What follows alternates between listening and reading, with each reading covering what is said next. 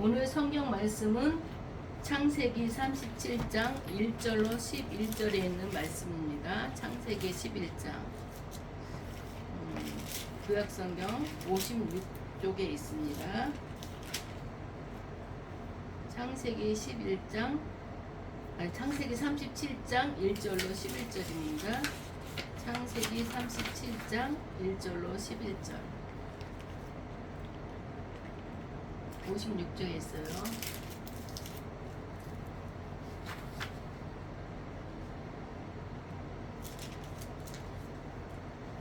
찾으셨어요? 우리 교독하겠습니다. 야곱이 가나안 땅 곧 그의 아버지가 거류하던 땅에 거주하였으니 야곱의 족보는 이러하니라. 요셉이 17세의 소년으로서 그의 형들과 함께 양을 칠 때 그의 아버지의 아내들 빌하와 실바의 아들들과 더불어 함께 있었더니 그가 그들의 잘못을 아버지께 말하더라. 요셉은 노년에 얻을 아들이므로 이스라엘이 여러 아들들보다 그를 더 사랑함으로 그를 위하여 채색 옷을 지었더니 그의 형들이 아버지가 형들보다 그를 더 사랑함을 보고 그를 미워하며 그에게 편안하게 말할 수 없었더라. 요셉이 꿈을 꾸고 자기 형들에게 말하며 그들이 그를 더욱 미워하였더라. 요셉이 그들에게 이르되 청하건대 내가 꿈을 들으시오. 우리가 밭에서 곡식단을 묻더니 내 단은 일어서고 당신들의 단은 내 단을 둘러서서 절하더이다. 그의 형들이 그에게 이르되 내가 참으로 우리의 왕이 되겠느냐 참으로 우리를 다스리게 되겠느냐 하고 그의 꿈과 그의 말로 말미암아 그를 더욱 미워하더라. 요셉이 다시 꿈을 꾸고 그의 형들에게 말하여 이르되 내가 또 꿈을 꾼즉 해와 달과 11별이 내게 절하더이다 하니라. 그가 그의 꿈을 아버지와 형제들에게 말하며 아버지가 그를 꾸짖고 그에게 이르되 내가 꾼 꿈이 무엇이냐 나와 네 어머니와 네 형들이 참으로 가서 땅에 엎드려 네게 절하겠느냐. 그의 형들은 시기하되 그의 아버지는 그 말을 간직해 두었더라. 아멘. 아멘. 기도드리겠습니다. 할렐루야. 살아계신 아버지 하나님, 주님의 은혜를 진실로 감사드리옵나이다. 오늘도 아버지와 주님이 귀한 주님의 날입니다. 아버지 하나님, 이날도 주님 축복하여 주시옵소서. 이날 저희가 주님 앞에 예배드리기 원합니다. 진정과 신령으로 주님 앞에 온전한 예배드리기 원하오니 주님 같이하여 주시옵소서. 아멘. 이 시간 우리 주님의 영으로 더욱더 역사하여 주시옵소서. 성령 충만한 시간 되게 하시고 하나님의 임재가 가득한 귀하고 복된 우리 성전이 될 수 있도록 주님 도와주시옵소서. 부족하고 부족한 자입니다. 그렇지만 주님의 능력의 손으로 붙들어 주셔서 이 시간도 주님이 예배하고 준비한 말씀을 선포할 수 있도록 주님 도와주시옵소서. 지금도 살아 역사하시는 예수 그리스도 이름으로 감사하며 기도드리옵나이다. 아멘. 한 주간도 주님 은혜 가운데 우리가 잘 지냈음을 주님 앞에 감사하는 그런 시간이 되기를 주님의 이름으로 부탁합니다. 아멘. 오늘 말씀은 꿈을 꾸는 사랑, 꿈을 이루시는 하나님, 이 제목으로 우리가 서로 은혜를 나누기를 하겠습니다. 자다 보면 우리가 꿈을 꾸잖아요. 꿈을 꾸면서도 이게 왜 꿈이 이럴까? 또 좋은 꿈 꾸면은 또 꿈에서도 기뻤으면 깨서도 기쁘고, 그런데 이건 자다 꿈꾸는 것이 아니라 우리가 소망을 갖는 거죠. 내가 이렇게 살기 원한다. 그리고 또 사실 또 요셉이 자면서 또 꿈을 꾸는 그런 이야기들을 한 얘기입니다. 우리 보면은 하나님으로부터 은사를 받은 사람, 기도 중에 뭐 환상을 봤다, 뭐를 봤다 하는 사람도 있지만 너희는 꿈을 꾸리라 성경 말씀에도 나왔어요.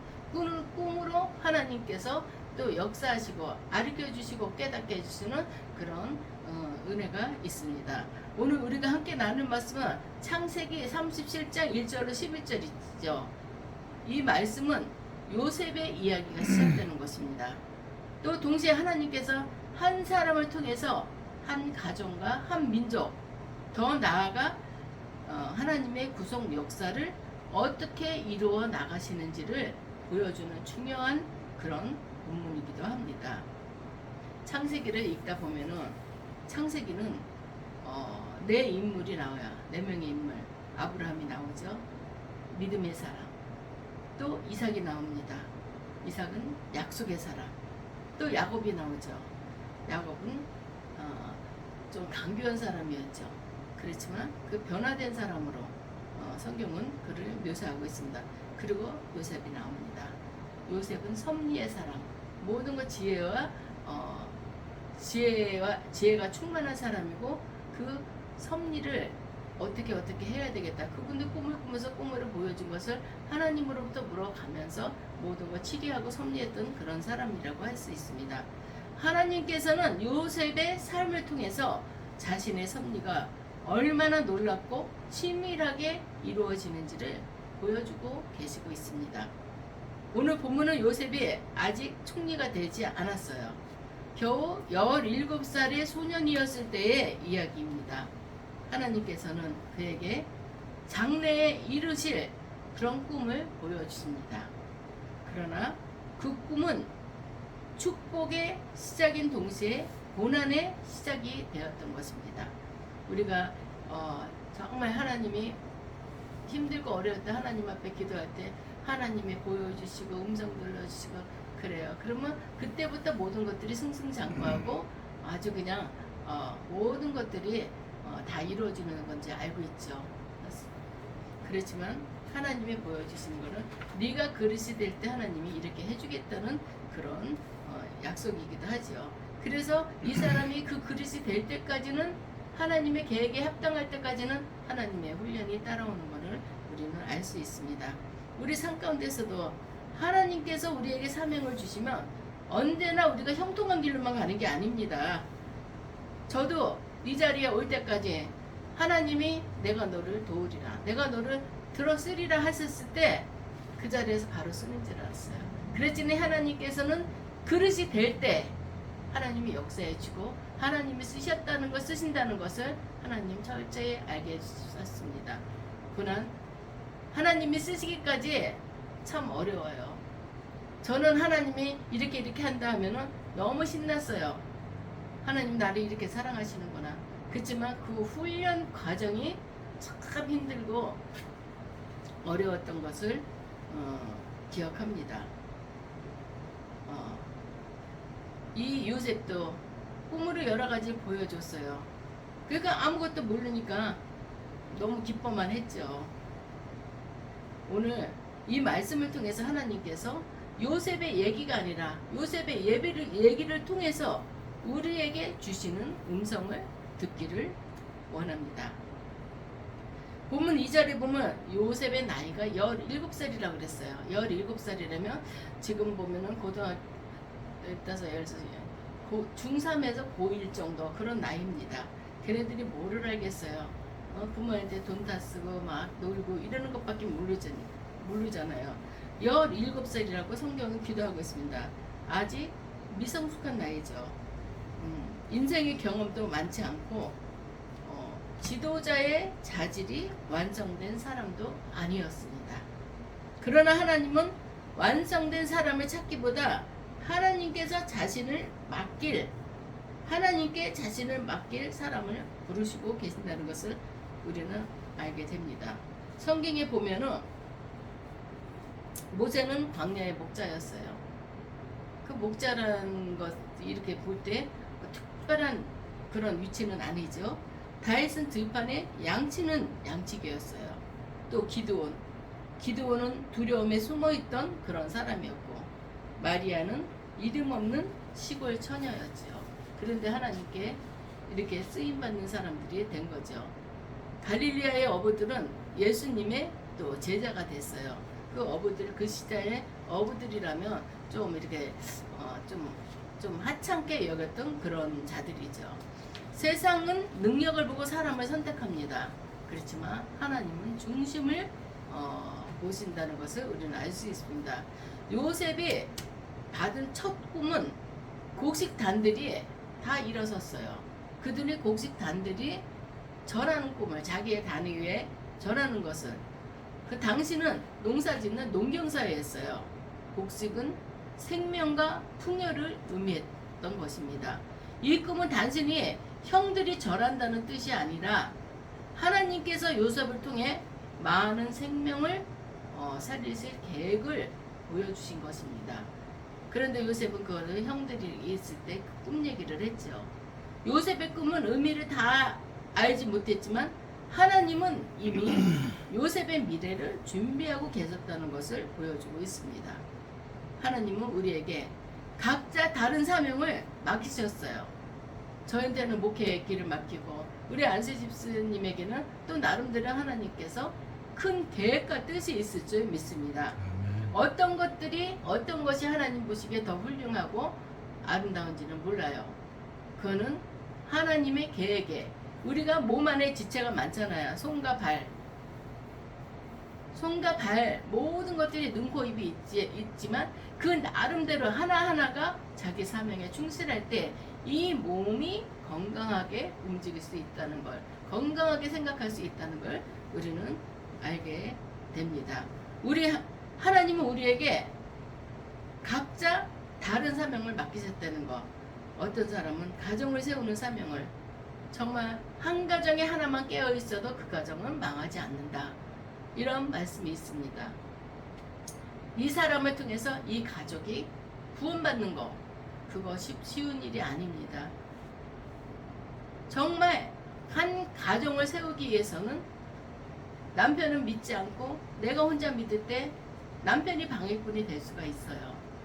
또 남편이 행동을 하다 보면 아우 저런 것도 인간이야? 이런 생각 들 때도 있겠죠. 또 부인을 보면 또 그런 생각도 들 때도 있고. 그렇지만 하나님은 그 내 주위에 가시같이 역사하는 사람도 하나님의 자녀를 만들기 위해서, 그 가정에 세우기 위해서 사명자를 불러주셨다는 것을 우리는 알아야 되겠습니다. 또 직장에서는 빛과 소금의 그 사명을 감당해야 됩니다. 저 사람 교회 다닌데 근데 전문양이냐? 이러는 사람들도 많죠. 어디 가서든지 간에 우리 빛과 소금의 사명을 감당해야 됩니다. 좀 남들이 힘들어하는 일, 제가 해볼게요. 이러고 할 줄 알고 빛과 소금의 역할을 감당하는 여러분들이 되시길 축원합니다. 그리고 어떤 사람들은 다음 세대를 세우는 사명을 또 맡았습니다. 교회 교사들, 제자들을 키워서 믿음의 세대를 이어갈 수 있게끔 하는 그런 사명을 맡았습니다. 사명은 직업이 아니에요. 직분이 아니에요. 삶의 방향입니다. 오늘날 세상은 성공을 목표로 삼으라고 말하죠. 성공해야 된다. 공부 잘해서. 공부를 왜 잘해야 됩니까? 공부 잘해갖고 너 좋은데 취직하고 네가 인간적으로 성공해야 된다. 그렇기 때문에 공부를 잘해야 된다는 거죠. 그러나 하나님은 충성을 요구하십니다. 세상의 사람은 성공은 사람의 평가예요. 성공은 그래 저 사람 어릴 때부터 공부 잘하고 그러더니만 저렇게 훌륭하게 됐네. 그리고 또 보면 우리가 그 사람이 가진 거, 그 사람의 삶 가운데서 불을 보게 돼요. 저 사람은 저렇게 성공했구나. 돈을 많이 벌면 성공했다고 합니다. 그렇지만 하나님께서는 충성입니다. 충성은 하나님이 평가하는 그런 언어죠. 예수님께서도 달란트 비유를 잘 하셨습니다. 잘하였다. 충성된 종아. 이렇게 칭찬하셨습니다. 잘하였다. 성공한 종아. 이러지 않았죠. 충성한 종, 충성된 종아. 이렇게 말씀하셨습니다. 요셉은 아버지 야곱의 사랑을 많이 받았다고 했습니다. 채색옷. 채색옷은 단순한 옷이 아니에요. 장자의 권위, 그리고 특별한 사랑을 상징했던 그런 옷입니다. 형들은 그것을 받아들이지 못했어요. 내가 형인데 저 막내, 제가 뭔데 제가 채색 옷을 입고 아버지의 특별한 사랑을 받을까? 항상 불평불만이었죠. 더욱이 요셉이 하나님께 받은 꿈을 이야기하자 그들의 마음은 깊어져 갔어요. 저걸 어떻게 처리를 해야 될까? 쟤를 어떻게 다스려야 될까? 여기서 우리는 한 가지 사실을 배웁니다. 하나님의 은혜가 언제나 사람들의 박수를 받는 건 아니에요. 믿음대로 살면 오히려 손해보는 것처럼 보일 때가 있습니다. 정직하면 또 손해를 보고 원칙을 지키면 저 답답한 사람이라는 말을 듣기도 합니다. 예수님께서도 말씀하셨죠. 세상이 너희를 미워하면 너희보다 먼저 나를 미워하는 줄 알라. 무슨 말이냐면 세상이 나를 예수 믿는다 미워하면 내 안에 성령이 계시잖아요. 주님이 계시잖아요. 주님을 미워했기 때문에 너희를 미워하는 거다. 성경의 인물들은 대부분 그런 오해를 경험했죠. 노아는 조롱을 받았어요. 노아가 몇 년 동안 배를 졌으니까 하나님의 명령을 받고 120년 동안에 배를 졌어요.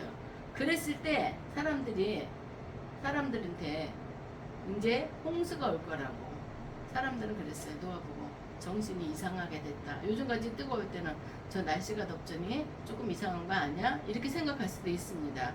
그렇지만 노아는 묵묵하게 그런 조롱 같은 걸 다 받아가면서도 120년 동안에 배를 졌던 것을 알 수 있습니다. 하나님께서 명령하신 거는 사람의 잣대로 우리가 판단하고 계획하는 것이 아니라 하나님이 하라면 무조건입니다. 노아는 조롱을 받고 사람들이 웃음거리가 됐죠. 그렇지만 배를 졌어요. 배를 120년 동안 지었을 때 배가 이제 다 완공이 됐을 때 암수 한 쌍씩 하고 노아의 가족들만 사람은 노아의 가족들만 들어갔습니다. 그랬을 때 그 시대가 왔잖아요. 홍수가. 그런 걸 볼 때 좀 처음에는 조금 비가 온다고 그러더니 40주야가 비가 왔다고 성경은 말씀하고 있습니다. 이 사람들은 이 들어오고 싶어도 못 들어와요. 이제 홍수가 납니다. 이 배로 들어오세요. 안 들어왔어요. 자기 고집에 의해서. 그렇지만 비는 계속 40주야를 내려서 모든 것들을 다 휩쓸어가게 했어요. 그 배 안에 있던 노아의 가족들과 암수 한 쌍씩의 그 짐승들이만 이렇게 거기서 구원받았던 구원이라고 그랬지만 거기서 살게 됐다는 것입니다. 모세는 백성들에게 원망을 들었어요. 애굽의 사람이 애굽 사람한테 이스라엘 사람이 매를 맞고 있었어요. 그러니까 모세는 자기 그 본능이 살아나는 거죠. 애굽 사람을 쳐 죽였잖아요. 그런데 어느 날 또 이스라엘 사람끼리 싸우니까 모세가 얘기를 했죠. 너네들 같은 동족끼리 이르냐고 싸우냐고 야단을 쳤겠죠. 그랬더니 이스라엘 사람들이 언제도 애굽 사람들을 죽여 모래에 파묻더니 우리도 지금 그러려고 그러냐. 그래서 모세는 도망을 갔던 거죠. 그리고 이제 하나님께서 애굽에 있는 우리 백성들을 해방시켜라, 나오게 해라. 그래서 많은 그 이스라엘 민족들을 애굽에서 데리고 나올 때 많은 이스라엘 백성들을 데리고 나와서 이제는 먹는 것도 그렇고 힘들 때 그 이스라엘 사람들이 뭐냐면 그래도 애굽에 종살이 할 때가 좋았다. 거기서는 내가 부엌 입을 때 내 마음대로 먹었다. 그러면서 또 홍해를 건너기 전에 딱 피난해서 보니까 홍해인데 이거 암담하잖아요. 죽을 데가 없어. 우리 매장지가 없어. 여기까지 데려왔냐. 모세를 많이 원망했죠. 그래도 모세는 맡겨진 사명을 잘 감당했습니다. 다윗은 또 사울에게 쫓겨나기도 했고 에레미야는 감옥에 gat히기도 했습니다. 바울은 수없이 매를 맞았죠. 왜 매를 맞았을까요? 바울이 복음을 전하다가 감옥에 들어가고 태장을 2번씩이나 맞았다고 그랬죠. 또 끝내 예수님은 또 십자가에 달리시기까지 했습니다. 믿음의 길은 언제나 박수받는 길이 아닙니다. 십자가를 지는 그런 길입니다. 그러나 하나님은 그 길을 통해서 영광을 이루신다는 것을 우리는 알아야 되겠습니다. 요셉이 두 번째 또 꿈을 꿨죠. 이번엔 해와 달과 별이 11별이 절을 하는 것입니다. 해와 달과 11별. 형들은 더욱 화를 냈어요. 아버지 야곱도 요셉을 야단을 쳤어요. 그렇지만 우리 11절에 보면은 그의 아버지는 요셉이 한 말을 마음에 두었더라. 이렇게 얘기하고 있습니다. 사람은 이해하지 못해도 하나님은 일하고 계시고 있다는 것을 알았기 때문에 그 마음을 그 말을 꿈 얘기를 마음에 두었던 것입니다. 우리는 결과만 봐요. 하나님은 과정도 보시는 분이라는 걸 우리는 알아야 되겠습니다. 요셉은 곧바로 총리가 되지가 않았어요.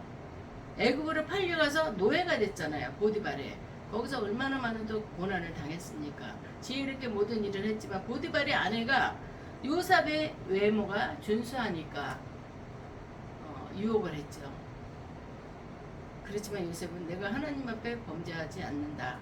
그리고 보디발이 이 집에 이제 노예로 일을 하게 될 때 모든 거를 내가 너한테 맡기지만 내 천은 손대면 안 된다는 그런 얘기를 했습니다. 그러니까 그 약속을 지키기 위해서, 그리고 첫 번째는 하나님 앞에 범죄하지 않기 위해서 그렇게 피하다가 또 감옥살이를 하게 되죠. 13년이라는 긴 시간이 흐른 뒤에 요셉은 애굽의 총리가 되었습니다. 왜 이렇게 오래 걸렸을까요? 하나님께서는 총리를 만들기 전에 하나님의 사람을 먼저 만드셨기 때문에, 사람이 하나님 보시기에 합당하게 하나님이 보실 때 그래 너는 하나님의 자녀다, 내 사람이다 인정받기 위해서 이렇게 오랜 기간이 걸렸던 것입니다. 고난은 하나님이 나를 버린 게 아니에요. 때로는 하나님께서 나를 이렇게 하신다고 얘기를 하셨는데 너무 어려움을 당해요. 하나님이 나를 버리셨구나, 나는 이 길이 아니다고 내가 자포자기할 때가 있어요. 그렇지만 하나님이 버리신 것이 아니고 하나님의 훈련이었다는 것을 우리는 알아야 되겠습니다. 우리 신약에서 야고보스가 너희가 여러 가지 시험을 만나거든 온전히 기쁘게 여기라. 전 이 말씀을, 내가 어려움 당할 때 이 말씀을 읽고 나서는 한참 말씀을 들여다봤습니다. 너희가 여러 가지 시험을 당하거든 온전히 기쁘게 여기라. 이 말이 틀렸다고 생각했어요. 난 괴롭고 너무 힘든데 이거를 어떻게 기쁘게 여길 수가 있나. 이거는 잘못된 말이다. 그래서 기도를 했어요. 하나님께서는 너희가 여러 가지 시험을 당하면 온전히 기쁘게 여기라고 그랬는데, 하나님 지금 나는 그 말씀을 이룰 수가 없습니다.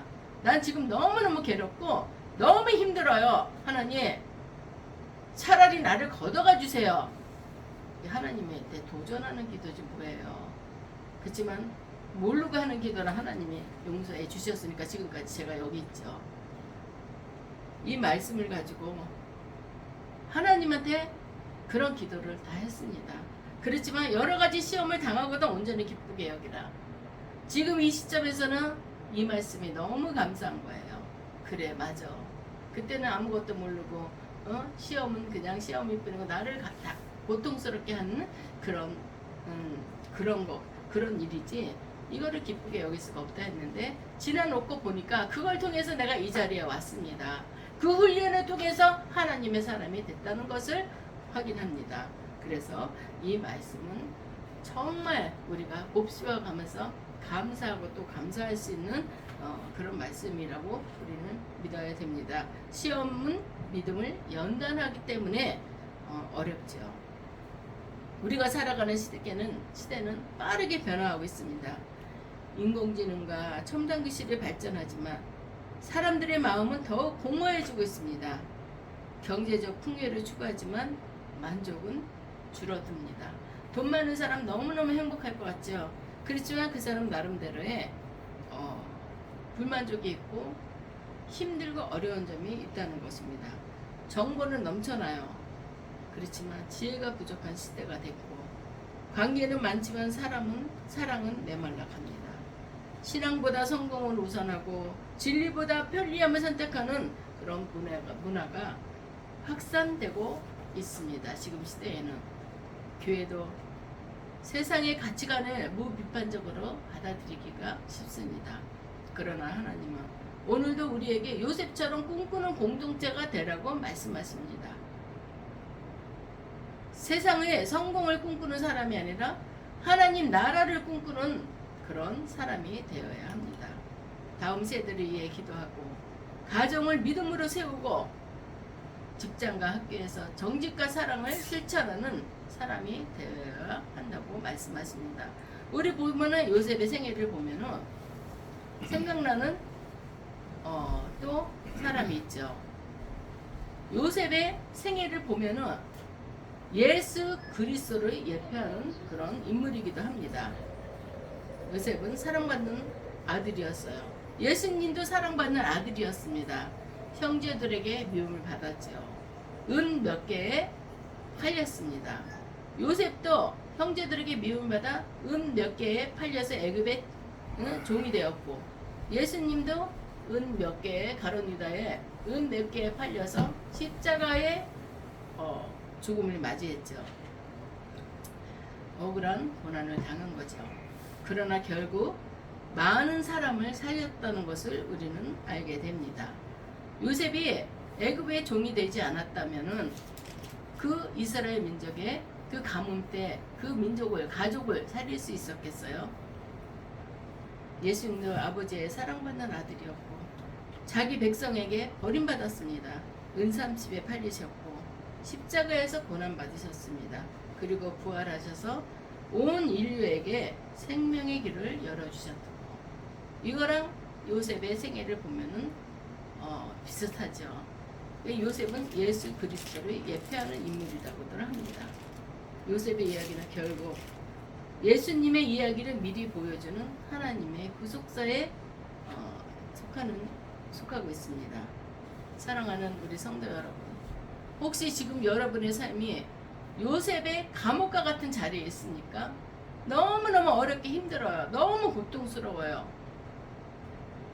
기도해도 답이 없는 것 같아요. 하나님이 나만 미워하는 것 같아요. 어떤 사람은 기도도 제대로 하는데 가정이 승승장구해요. 그런 거 볼 때 하나님은 공평하지가 않아요. 저 사람 기도도 안 하잖아. 나는 하나님 앞에 하나님만 믿는다고 하나님 앞에 이렇게 기도하면 하나님 앞에 달려가는데, 하나님 내 눈물을 안 보셨나 봐. 하나님 왜 내 기도를 안 들어주세요? 때로는 그런 것 때문에 나만 미워하나, 그것 때문에 더 슬퍼서 하나님 앞에 몸부림칠 때도 있었죠. 그렇지만 하나님은 내 기도를 안 들어주시는 게 아니라 너 더 참고 인내하며 내가 인정할 때까지 훈련을 받아라. 군인이 훈련 받을 때 아무리 힘들고 어렵다 하더라도 그걸 뛰쳐나갈 수 있어요. 그 기간이 끝나야지만 계급도 올라가는 거고, 그 기간이 끝나야지만 우리가 군대도 제대할 수 있는 것입니다. 우리는 기억해야 됩니다. 하나님은 지금도 일하고 계시다는 거. 하나님의 침묵은 하나님의 부재가 아니에요. 하나님 침묵하시는 것은 하나님의 안 계실서가 아닙니다. 하나님의 지혜는 더디 응답하신다고 하나님이 내 기도를 거절하시는 거 아닙니다. 하나님께서는 가장 선한 때를 준비하고 계신다는 것을 우리는 알아야 되겠습니다. 오늘 하나님이 우리에게 말씀하십니다. 내가 너를 향한 계획을 알고 있다. 그 계획은 재앙이 아니라 평안이며 너희가 미래와 희망을 주는 것이다. 그러므로 우리는 하나님의 꿈을 붙들어야 됩니다. 사람의 평가보다 하나님의 약속을 우리는 믿으세요. 저 사람 괜찮은 사람이야. 저 사람 훌륭해. 이것보다도 하나님의 약속. 하나님께서 내가 너를 들었으리라 했던 하나님의 약속. 너는 내 아들이다. 그 약속을 붙드는 우리가 되기를 주님의 이름으로 축원합니다. 현재의 눈물보다 장차 이르실 하나님의 영광을 바라보시기 바랍니다. 우리의 삶이 하나님의 손에 붙들려 많은 사람을 살리고 또 하나님께 영광 돌리는 삶이 되길 주님의 이름으로 축복합니다. 기도하겠습니다. 아멘. 할렐루야. 지금도 살아 역사하시는 아버지 하나님